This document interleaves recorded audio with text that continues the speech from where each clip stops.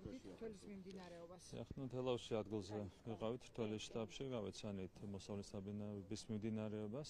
მთლიანობაში კარგი ტემპით მიმდინარეობს პროცესი. არის რეკორდული მოსავალი, რაც ძალიან მნიშვნელოვანია. მივიღეთ თქვენიც ძალიან მნიშვნელოვანი გადაწყვეტილება, რაც უზრუნველყოფს რაციონალურ ფასებს მევენახეებისთვის, ასევე ამან უზრუნველყო რიგების შემცირება, პრაქტიკულად როგორც გვეუბნებიან, რიგები აღარ არის. ეს ყველაფერი რა თქმა უნდა ხელს შეუწყობს იმას, რომ მოსავლის საბინავების პროცესი წარიმართება სათანადოდ ყველა თვალსაზრისით. და მადლობა მინდა გადავხადო ყველას, ვინც არის ჩართული ამ პროცესში, ვინც კოორდინაციას უწევს თვალის მიმდინარეობას. ჩვენთვის რა თქმა უნდა პრინციპულად მნიშვნელოვანია ამ დარგის განვითარება, მევენახეების მეღვინეობის განვითარება და მოხარული ვარ, რომ წელს მევენახეებს, მეღვინეებს ექნებათ რეკორდული შემოსავალი ამ დარგში. ბატონო ირაკლი, სანქციებთან დაკავშირებით მინდა გითხრათ ამერიკის შეერთებული შტატების, თქვენ შევხვდით ელჩსაც, თქვენდაც საუბარი, ამის შემდგომ ჩვენ მოვისმინეთ უკვე ელჩის განცხადებას, რაც უპასუხებდით და ზოგადად ხომ არ აზიანებს სტრატეგიულ ურთიერთობას, პარტნიორულ ურთიერთობას ეს სანქციები? ნუ რა თქმა უნდა, ასეთი ნაბიჯები, ასეთი გადაწყვეტილებები ხელს არ უწყობს ურთიერთობების გადატვირთვას. თქვენ გახსოვთ, რომ იყო სერიოზული სირთულეები 4 წლის მანძილზე ამ ურთიერთობებში. ძირითადად წინა ელჩის საქმიანობა განაპირობებდა ამ სირთულეებს და ასეთ პირობებში, რა თქმა უნდა, ამ ფონზე არის ძალიან მნიშვნელოვანი ურთიერთობების გადატვირთვა და ურთიერთობების გადატვირთვას ესაჯურება ჯანსაღი და სამართლიანი მიდგომა. თუმცა ასეთი სანქციები, რა თქმა უნდა, ასეთ გადაწყვეტილებები ხელს არ უწყობს ურთიერთობების გადატვირთვას, მით უმეტეს, როდესაც სანქციები უწესდებათ მაგალითად მაღალი რანგის პოლიციელებს, ადამიანებს, რომლებიც იბრძოდნენ აგვისტოს ომში. ეს არის, რა თქმა უნდა, ჩვენი სახელმწიფოს უკიდურესი შეურაცხყოფა. ეს არის პრინციპულად მიუღებელი, ბუნებრივია ჩვენთვის და მე შეშფოთება გამოვხატე ამერიკის ელჩის მიმართ და უფრო მეტიც ძალიან მკაფიოდ დავაფიქსირე ერთი რამ. თუმცა დაემატება კიდევ ერთი ნაბიჯი. ამ შემთხვევაში ჩვენ მოგვიწევს პრინციპულად მსჯელობა გარკვეული პოზიციების გადახედვასთან დაკავშირებით. ჩვენთვის პრინციპულად მიუღებელია არაპარტნიორული დამოკიდებულება ისეთი სახელმწიფოს მხრიდან, რომელსაც ეწოდება არა მარტო პარტნიორი, არამედ სტრატეგიული პარტნიორი. ამიტომ ყველას მოუწოდებ, რომ იმოქმედონ რაციონალურად, იმოქმედონ სამართლიანად, ეს წაადგება ქართულ-ამერიკულ ურთიერთობებს. რაც შეეხება იმ ნაბიჯს, რომელიც გადაიდგა გუშინ წინ, ეს ნაბიჯი არის მიმართული ქართულ-ამერიკული ურთიერთობების სწორედ რომ დანგრევისკენ. ის შეიძლება აწყობდეს ეს, თავად შეგიძლიათ იმშალოთ. ამ თემას გავაგრძელებ რა. რა იგულისხმება თვისობრივ გადახედვაში და რა შეიძლება გამოიხატოს ეს? მე არ დავაკონკრეტებ, მაგრამ იმედი მაქვს, რომ გუშინწინდელი გადაწყვეტილება იქნება ბოლო ურთიერთობების დანგრევის მიმართულებით. მე იმედი მაქვს, რომ ასეთ გადაწყვეტილებები მომავალში აღარ იქნება მიღებული. ეს იმედი გამოთქვი ქალბატონ ელჩთან შეხვედრაზეც. მე მინდა პირადად ქალბატონ ელჩს გადავხადო მადლობა მისი კონსტრუქციული დამოკიდებულებისთვის, თუმცა როგორც ჩანს, მისი კონსტრუქციული დამოკიდებულება არ არის საკმარისი იმისათვის, რომ მიღებული იქნას მთლიანობაში ჯანსაღი გადაწყვეტილებები, რაც არის ძალიან სამწუხარო. ოპოზიცია ივანიშვილის განცხადებას, რომელიც ასეთისთვის ბოდიშის მოხდას ეხება, მოღალატეობის უწოდებს. რატომ ჭირდება თქვენს ოპონენტებს ასეთი განცხადებებით მანიპულირება? მოღალატეობრივი იყო ის დანაშაული, რომელიც ამ ადამიანებმა ჩაიდინეს 2008 წლის აგვისტოში. თქვენ ძალიან კარგად იცით, რაც გააკეთეს ამ ადამიანებმა და მათ სურთ საკუთარი ღალატის გადაფარვა ასეთი ასე ვთქვათ, ცრუ განცხადებები, თუმცა არ გამოუვათ საზოგადოება მიცის ყველაფერი. ამ ომთან დაკავშირებით, როგორ დაიწყო, რა მოხდა მანამდე, როგორ თანმიმდევრულად მიდიოდა ამ ყველაფრისკენ, სააკაშვილის რეჟიმი, საბლოჯამში რა გააკეთეს მათ 7 აგვისტოს, სინამდვილეში ყველაფერი იცის, ხო, ეს მეხსიერება არ იშლება. ჩვენ ყველას ძალიან მძიმედ გვახსოვს თითოეული წამი, თითოეული წუთი, რაც ხდებოდა, ხო, 7 აგვისტოს, ამას ხო ვერ წაშლი. არსებობს არქივი ასევე, რომელიც ინახავს ინფორმაციას იმასთან დაკავშირებით თუ როგორ დაიწყო სამხედრო მოქმედებები 7 აგვისტოს სააკაშვილის რეჟიმმა. რაც შეეხება შეერიგებას, აქედან ერთხელ უნდა განიმარტოს, ორი გზა არსებობს საქართველოს ტერიტორიული მთლიანობის აღდგენისთვის. ერთი თეორიული გზა არის ომი და მეორე თეორიული გზა არის შერიგება. ვინც უპირისპირდება შერიგებას, ის ავტომატურად მიდის ომისკენ. ისინი არიან ომის პარტია, ჩვენ რა თქმა უნდა გვაქვს სხვა დღის წესრიგი. შერიგება მას შემდეგ, რაც ქვეყანაში ჰქონდა ჩვენს მათაკლელი ომი, შეიძლება მოხდეს მხოლოდ ურთიერთპატიების საფუძველზე. ეს არის იმდენად მარტივი აქსიომური ჭეშმარიტება, რომ ამის გაპროტესტება შეიძლება მოხდეს მხოლოდ ისეთი ძალების მხრიდან, რომლებიც არიან დაფუძნებული სიცრუეზე, დაფუძნებული არიან ძალადობაზე. ეს არის ჩვენთვის მიუღებელი. პროპაგანდის წინააღმდეგ მიღებულ საკანონმდებლო ცვლილებებთან დაკავშირებით, ევროპული ლიდერების პოზიციასთან დაკავშირებით თქვენი შეფასებები როგორია? ზოგადად განცხადება იყო ბრიტანეთის საელჩოს თქვენ ნახეთ, ჯერ ჩვენ მივიღეთ გამჭირვალობის შესახებ კანონი და გამჭირვალობა არის ერთ-ერთი ფუნდამენტური ევროპული პრინციპი და სრულიად უტიფრად ეს კანონი გამოგვიცხადეს რუსულ კანონად. ახლა ჩვენ მივიღეთ მეორე კანონი, რომელიც აწესრიგებს უმარტივეს რამეს, რომ კაცი უნდა იყოს კაცი და ქალი უნდა იყოს ქალი. კაცს უნდა ერქვას კაცი და ქალს უნდა ერქვას ქალი და ამასაც გვიცხადებენ რუსულ კანონად. ეს არის კიდევ ერთი აბსოლუტურად გაუგებარი მოვლენა. არ შეიძლება ქართული საზოგადოების აღქმაში ევროპა ასოცირდებოდეს გაუმჭირვალობასთან და LGBT პროპაგანდასთან. ეს არასწორია. ეს არ წაადგება, რა თქმა უნდა, ევროკავშირის იმიჯს ქართულ საზოგადოებაში. ჩვენს აღქმაში, რა თქმა უნდა, ევროპა ნიშნავს პირველ რიგში გამჭირვალობას, ნიშნავს ტრადიციულ ფასეულობებს, ნიშნავს ქრისტიანულ ფასეულობებს. საუკუნეების მანძილზე ქართველები იმიტომ მიილტვდნენ ევროპისკენ, რომ ჩვენ გვაერთიანებდა საერთო ქრისტიანული ტრადიციები და ქრისტიანული კულტურა. როდესაც ამის საპირისპიროდ ჩვენ გეუბნებიან, რომ ევროკავშირი დღეს თითქოს არის ქრისტიანული ტრადიციების საპირისპირო მოვლენა, ეს არის მიუღებელი. ჩვენ გვჯერა, რომ რაც აერთიანებს ევროპას, ეს არის პირველ რიგში სწორედ ქრისტიანული ფასეულობები და სწორედ ამას ეძღვნება ის კანონი, რომელიც არის მიღებული, ხო, ტრადიციული ქრისტიანული ფასეულობების დაცვას, ოჯახის ინტერესების დაცვას, არასრულწლოვანთა ინტერესების დაცვას, როდესაც ამაშიც კი ეძებ ვარყოფით მხარეს, ეს ნიშნავს იმას, რომ რაღაც არასწორი გინდა ამ ქვეყნისთვის, ამ შემთხვევაში საქართველოსზე მაქვს საუბარი. ბატონო ირაკლი, დაკავშირებით მინდა ჩაგეკითხოთ, ვინ სარგებლობს, ვის ინტერესებშია ეს სანქციები? აღარ მინდა მე შევიდე ღრმად ამ თემაში. ჩვენ ყველა ვხედავთ, რა თქმა უნდა, რომ ბაიდენი არ იღებს ასეთ გადაწყვეტილებებს, სამწუხაროდ არსებობს ოლიგარქიული პრობლემები და ამ პრობლემების შედეგია ის უსამართლო გადაწყვეტილებები, რომლებიც მიიღება. მე კიდევ ერთხელ ვიტყვი, რომ დარწმუნებული ვარ, ბაიდენის საქმის კურსიც კი არ არის ამ გადაწყვეტილებასთან დაკავშირებით.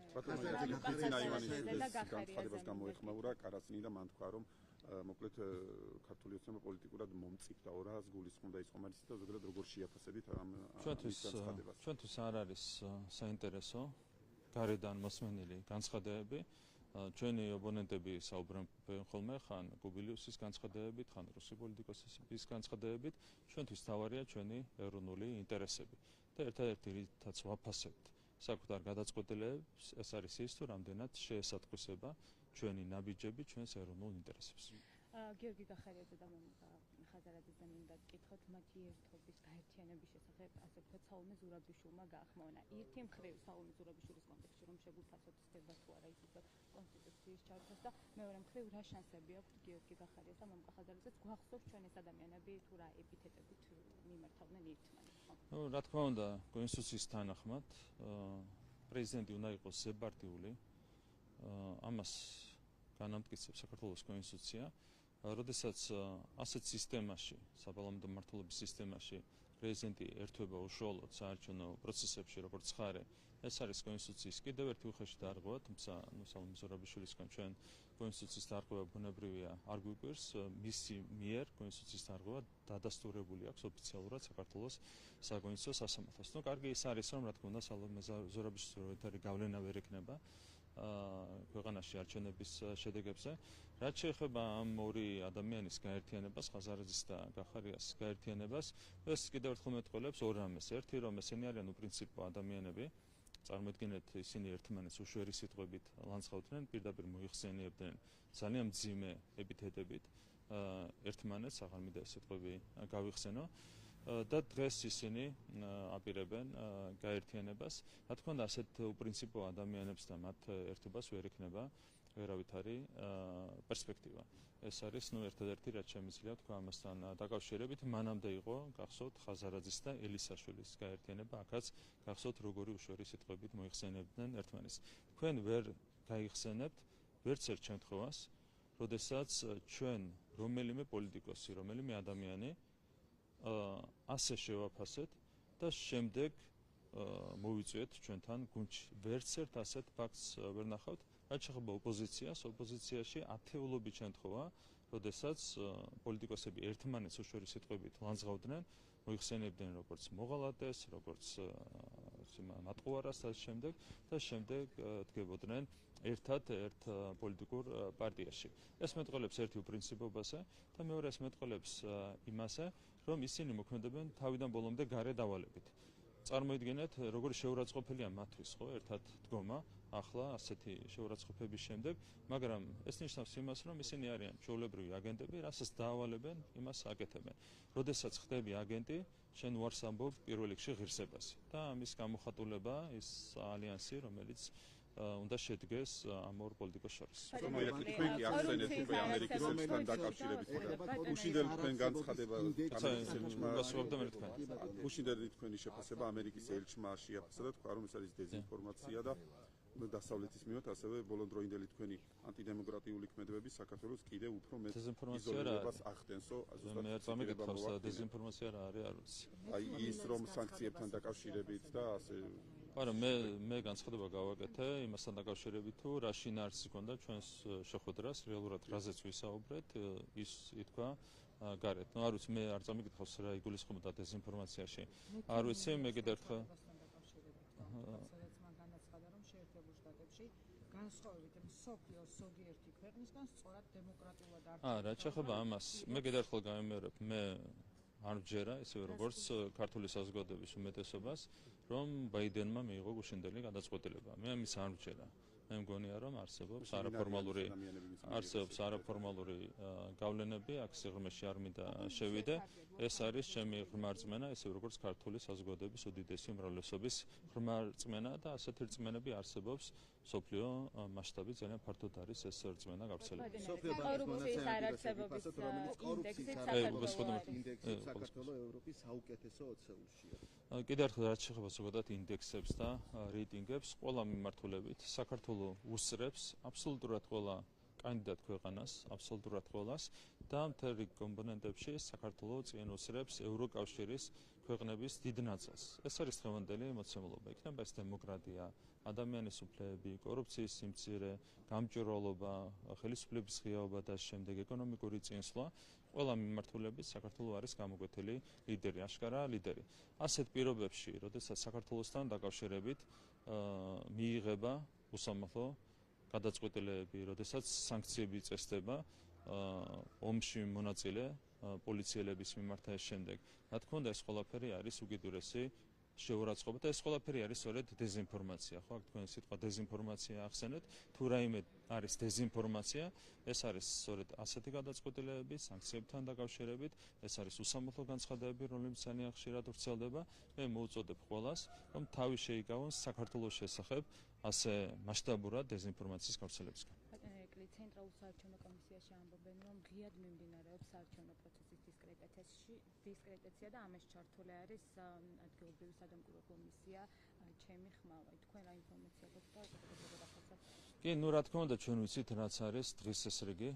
რადიკალური ოპოზიცია და მთლიანად ოპოზიცია აგებს ძალიან მძიმე დამარჩენებს, ჩვენ გვაქვს დაახლოებით 60% ამ ეტაპზე და იმედი გვაქვს, რომ 60%-ს გადავსდებით უკვე ძალიან მალე და საბოლოო ჯამში იმედი გვაქვს, რომ 26 ოქტომბერს 60%-ზე მაღალი შედეგი დაფიქსირდება, ამისათვის ყველანაირი წინაპირობა არის შექმნილი. ასე დროს ერთადერთი რაც დარჩენია, ოპოზიციას და მასთან დაკავშირებულ ეგრეთ წოდებულ NGO-ებს, ეს არის სწორედ საარჩევნო პროცესის დისკრედიტაცია და ისინი მუდმივად აკეთებდნენ მთელი ამ წლების განმავლობაში და რა თქმა უნდა სიურპრიზი არ არის ის, რომ წელსაც იგივეს აკეთებენ, გააკეთებენ. საბოლოო ჯამში ჩვენ ველოდებით რა თქმა უნდა მსგავსი სცენარის განვითარებას, რაც განვითარდა წინა საპარლამენტო არჩევნების შემდეგ, როცა მაშინ NGO-ების ხელით გაყალბდა პივიტი, გაყალბდა სხვა მონაცემები არჩევნებთან დაკავშირებით, იყო დეზინფორმაციული კამპანია ცესკოს წინააღმდეგ არჩევნების ლეგიტიმაციის წინააღმდეგ. ეს ყველაფერი რა თქმა უნდა იქნება, როდესაც სრულიად უსუსურია ოპოზიცია, ერთადერთი რაც აქვს გასაკეთებელი არის ის, რომ ხელოვნურად სადოს არჩევნების დისკრედიტაცია, თუმცა აქაც მათი რესურსი არის უკიდურესად მწირი. ბატონერები, წინასაარჩევნო პროცესებთან დაკავშირებით ისაუბრეთ, რას ნიშნავს მესამე სექტორის დუმილი ის, რომ არც ერთ ანგარიში არ ხდება დარღვევებთან დაკავშირებით ინფორმაცია. თავიდან ვერ გავიგე. პროცესი დარღვევები ღიად ერევიან მაგალითად პრეზიდენტის მიმართულებით. ხო, არა, ეს ნიშნავს იმას, რომ მესამე სექტორი საერთოდ არ არსებობს საქართველოში, სინამდვილეში ამას ნიშნავს. არსებობს გარკვეული მდიდარი NGO-ები, რომლებიც ძნელად გარედან ფინანსდებიან, აბსოლუტურად გაუმჭვირვალეა მათი დაფინანსება და მათ აქვთ პირდაპირ გამოკვეთილი პოლიტიკური მიზნები და ამოცანები. შესაბამისად, მათი ინტერესი საერთოდ არ არის დააკვირდნენ არჩევნებს. ისინი ერთ-ერთი რასაც აკვირდებიან, არის ის, რომ უნდათ რაღაცნაირად რადიკალურმა ოპოზიციამ, კოლექტიურმა ნაცმოძრაობამ გაიმარჯვოს ამ არჩევნებში, თუმცა რა თქმა უნდა, ეს არის აბსოლუტურად მიუღწეველი შედეგი მათთვის. საქართველოში არ არსებობს ადგილობრივი მიუგერძელებელი დამკვირვებელი ორგანიზაციები. რეალურად ეს ასეა. ყველა მსხვილი ორგანიზაცია, მდიდარი უпроსორად ორგანიზაცია, რომელიც ბჭყალებში აკვირდება არჩევნებს, სინამდვილეში არის პოლიტიკური გაერთიანება, რომელიც პირდაპირ დაკავშირებულია რადიკალურ ოპოზიციასთან. NGO-ს მიმართულება მინდა გავაგზავნოთ, შუალედურ კვლევებში და ამ შემთხვევაში საიას კვლევაში მმართველი პარტიის მიმართ დარღვევები არ აისახა ბატონიერები და ხომ არის ყველაფერი იმას, რომ NGO სექტორი ოპოზიციის სამსახურში იდგას და მიზან მიმართულად ხუჭავს თვალს. რა თქმა უნდა, თქვენ ნახეთ, იყო არაერთი ფაქტი, როდესაც ცდილობდნენ ხელი შეეშალა ჩვენი საარჩევნო აგიტაციისთვის, არაერთ მუნიციპალიტეტში დაფიქსირდა ასეთი ფაქტები.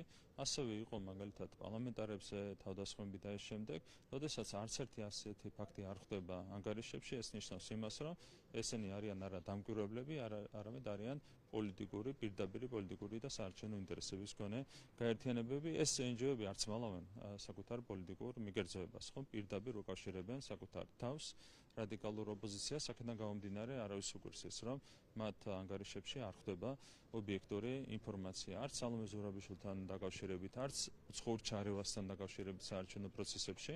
მათ აქვთ გამოკვეთილი დღის ეს რიგი, ერთ-ერთი რაც მათ აინტერესებთ, არის კოლექტიური ნაცმოძრაობის დაბრუნება ხელისუფლებაში, რასაც ვერ აღარსებიან. სანქციებს რო დაუბრუნდეთ, ბოლო კითხვა. ვინ სარგებლობს ამ გადაწყვეტილებით? ოპოზიცია ხო არ მოიაზრებს, იმიტომ რომ არ დაგიკონკრეტებიათ. ხო, რა თქმა უნდა, როცა საუბარია გარე ჩარევაზე, სანქციის დაწესებაც არის საარჩევნო პროცესში გარე ჩარევა. ხო, ვიღაცას აქვს იმედი, რომ ამ სანქციებით რაღაცნაირად აიწევა ოპოზიციის პროცენტები, შესაბამისად დაიწევს ქართული ოცნების პროცენტი. ეს არის რეალურად ინტერესი, ხო, არის გარკვეული ძალები, რომლებსაც აქვთ ეს ინტერესი. ეს არიან იგივე ძალები, რომლებიც ცდილობდნენ საქართველოში ომის გაჩაღებას 2022 წელს განსაკუთრებით ამის შემდეგაც. თუმცა საბოლოო ჯამში ეს ყველა მცდელობა არის განწირული წარუმატებლობისთვის.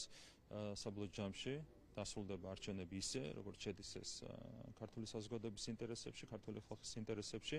ძალიან მყარად გაიმარჯვებს ქართული ოცნება, 60%-ზე მეტი გვინდა ჩვენ ავიღოთ და დღეს გვაქვს დაახლოებით 60%.